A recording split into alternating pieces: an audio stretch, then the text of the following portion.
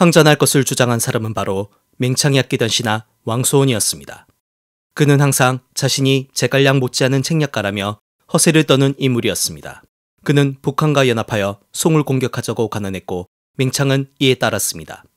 왕소원은 즉시 조원도를 북한으로 보냈습니다. 그러나 조원도는 왕소원의 생각과 달랐습니다.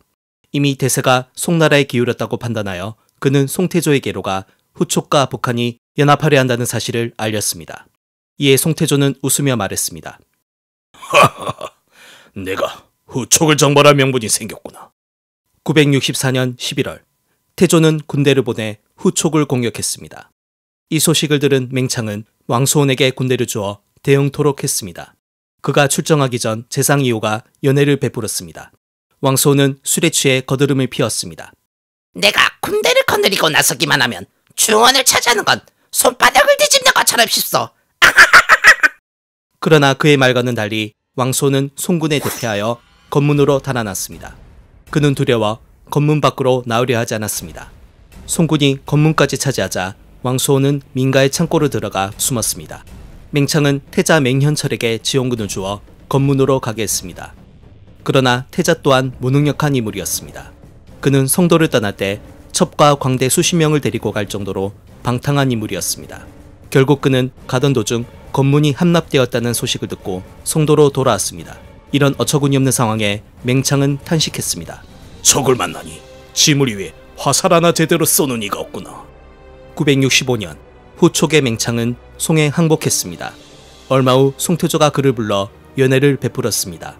맹창은 술을 마신 뒤 다음날 복통으로 세상을 떠났습니다. 태조가 다음으로 정복할 나라는 남한. 남한의 황제 유창은 매우 방탕하고 잔인한 인물이었습니다. 그는 오직 환관들에게만 정사를 맡겼고 직원하는 충신들은 모두 처형했습니다. 그렇게 남한은 2만 명이 넘는 환관들로 넘쳐나 환관의 나라라고 불릴 정도였습니다. 970년 9월, 태조는 반미에게 남한을 정벌하게 했습니다. 반미는 오합지졸인 남한의 군대를 손쉽게 무너뜨리고 남한의 수도까지 진격했습니다. 그리고 송군과 남한군이 대치했습니다. 뭔가가 오고 있습니다. 코끼리 부대다. 당황할 것 없다. 쇠뇌수 앞으로 쏴라. 쇠뇌에 맞은 코끼리들은 놀라 달아나기 시작했습니다. 후방에 있던 병사들은 돌진하는 코끼리를 피하느라 남한 진영은 아수라장이 되었습니다. 유창은 휴전을 제의했으나 송측은 거절했습니다. 이에 그는 배에 올라 타국으로 망명하려 했습니다. 그러나 환관들이 배를 먼저 차지해 달아나고 말았습니다. 결국 유창은 자신이 그토록 아끼던 환관들에게 붙잡혀 송의 포로가 되었습니다. 이때 남한의 환관들은 반미에게 송조정에서 일하게 해달라고 부탁했습니다. 어림도 없다. 내가 여기 온 이유는 너희 같은 쓰레기를 없애버리기 위함이다. 그렇게 반미는 환관 500명을 몰살했습니다. 974년, 이제 태조는 남당을 정복하기로 했습니다. 조비는 10만 대군을 이끌고 남당의 도성 금릉으로 쳐들어갔습니다. 이러한 절체절명의 상황 속에서도 남당의 황제 이육은 태평스럽게 승려 도사들과 주역을 읽으며 토론하고 있었습니다. 결국 송해 대군이 금릉성을 포위하자 그제야 이육은 위기를 느껴 사신을 보내 군대를 철수할 것을 정했습니다. 그러나 송나라 측에서는 이를 거절했고 조비는 금릉성을 1년 동안 포위했습니다. 성내의 사람들이 굶주리고 추위까지 닥치자 결국 이육은 항복했습니다. 그렇게 남당은 멸망했습니다. 이제 태조는 북방을 정벌하기로 결심했습니다. 그는 반미를 비롯한 장수들에게 북한을 정벌하도록 명했습니다. 그리고 976년 10월 19일 밤, 태조는 동생 조광희를 불러 술을 마셨습니다. 그런데 다음날 아침, 그는 50세의 나이로 급사하고 맙니다. 그는 지병이 없었고 당시 사인 또한 밝혀지지 않았기에 독사를 당했다는 설이 있습니다. 북송시대의 승려 문영이 지은 상산야록에는 다음과 같은 이야기가 전해집니다. 태조는 자신의 병이 심각해지자 조광희를 부른 뒤 환관과 궁녀들을 모두 내보냈습니다. 그렇게 둘은 술을 마셨는데 태조가 후사를 부탁하며 도끼로 바닥을 찍으며 말했습니다. 너가 잘해야 한다. 그 두 형제는 같이 잠을 잤고 다음날이 되자 조광희가 태조를 살펴보았습니다. 이미 그는 숨을 거둔 상태였습니다. 그러나 이 이야기는 신빙성이 부족해 보입니다. 아무리 친동생이라도 황제와 독대할 수 없으며 같이 잠을 자는 것 또한 불가능했기 때문입니다. 송사 도태후 전에는 다음과 같은 이야기가 전해집니다. 조광윤의 어머니인 두태호가 죽기 직전 조광윤에게 물었습니다. 너가 천하를 어떻게 얻었느냐? 조상께서 덕을 많이 쌓은 덕분입니다. 틀렸다. 주세종이 어린 아들에게 제의를 물려줬기 때문이다. 같은 실수를 반복하지 않기 위해선 너가 100세까지 산 후에 동생에게 황위를 물려줘야 한다. 알겠느냐? 이에 조광윤과 조광리는 두태호의 말을 따를 것을 맹세하며 세약서를 써서 금괴에 보관했으니 이를 금괴의 맹세라고 부릅니다. 그러나 이 또한 의문점이 있습니다. 조광윤이 사망할 당시 장남 조덕소의 나이는 20대 중반으로 황위를 물려받기에 적절한 나이였습니다. 조광희가 제위에 오른 후 조덕소는 북벌에 참여했다가 황제의 꾸지람을 듣고 자결하였고 동생 조덕방은 병으로 요절하고 맙니다. 조광희는 조카들의 죽음에 매우 슬퍼했다고 하는데 정말 그랬을까요? 978년 5월이 송에 항복하면서 송나라는 남쪽 지방을 완전히 평정했습니다. 태종 조광희는 형이 못다한 북한 정벌을 다시금 이루려 했습니다. 그는 친히 군대를 거느리고 북한의 도성인 태원으로 향했습니다. 이 소식을 들은 북한 군주는 요나라에 사신을 보내 구원을 요청했지만 사신은 송군에게 계속 붙잡혔습니다. 송나라 병사들은 태원성 아래로 가 북한 사신들의 머리를 들고 조롱하자 북한군의 사기는 떨어졌습니다. 송태종은 태원성을 포위한 뒤 그들을 압박했습니다. 태종은 무예가 뛰어난 병사들을 성 앞으로 보내 검술을 시연하게 했습니다. 송나라 병사들의 현란한 검술에 북한 병사들의 사기는 더욱 떨어졌습니다. 송나라 군대가 태원성에 집결하자 태종은 총공격을 명했습니다. 태종은 화살이 쏟아짐에도 앞장서서 군대를 지휘했습니다. 이에 송나라 병사들은 사기가 충천하여 필사적으로 공격했습니다. 성벽이 무너지고 병사들까지 투항하자 북한의 군주 유계원은 결국 항복했습니다. 송태종은 호안을 없애기 위해 태원의 성벽을 허물었고 그곳 백성들을 다른 지역으로 이주시켰습니다. 그리곤 성안을 모두 불태웠습니다. 이때 미처 빠져나가지 못한 노약자와 아이들이 불에 타 죽었다고 합니다. 그렇게 북한을 멸망시킨 태종은 요나라까지 정복하기로 결심했습니다. 요나라는 거란족이 세운 국가인데 그들은 본래 선비족의 한 분파였습니다. 거란족은 요수 상류에 거주하며 중원을 차지한 나라에 대대로 조공을 바쳐왔습니다. 8세기 들어 거란족은 유무민과 농경민의 문명이 접목되어 한 차원 더 높은 국가의 단계로 발전했습니다.